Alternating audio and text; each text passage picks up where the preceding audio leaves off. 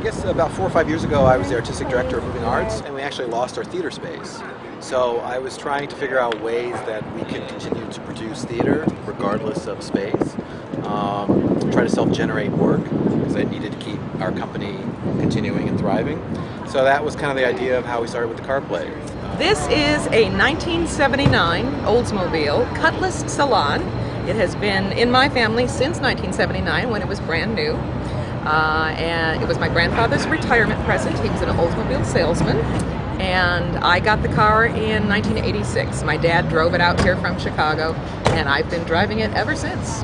And I have the greatest mechanics. I think I looked at, we lose 3 or 4 days of our lives a year stuck in traffic annually. We're the most congested city in the United States. Now all these plays are about stories that happened in parked cars. So not necessarily sitting in traffic, but there are a lot of the stories. They're about to leave where they're going, and they talk about, well, which route should we take? Oh, don't take Wilshire right now. That's a bad way to go. Oh, take Fountain. That's a better way to go.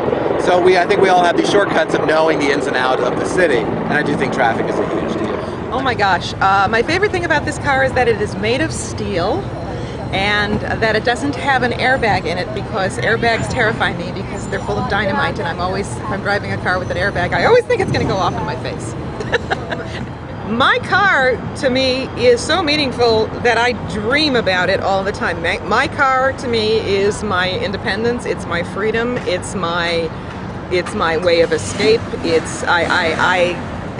I have probably a too disturbingly psychological attachment to my car. I literally do have dreams all the time about something has happened to it. It is missing, or it has been disabled, or it has been stripped, or something like that, or I can't find it.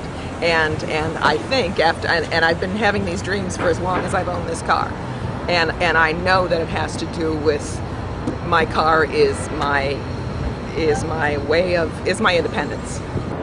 For me, there's been so many moments of my life, small and large moments that I've had in a parked car. My wife, my first kiss was in a car on her first date, was inside that car. Large moments of getting in a traffic accident, or trying to learn how to drive after a traumatic accident. I think cars in this city can be fantasy, what we want to be or wish the car that we had. Growing up, I had a beat-up junker, and I was always judged on who I was because of the type of car that I drove. I think we're so isolated in our cars because we're so individualistic, so it's just one instead of carpooling, and sometimes we can be isolated, we feel lonely, and sometimes it's there's some solace of being alone in our cars and trying to shut out the world. So I do think it's a little of says who we are and how we use our cars in the city. Yeah.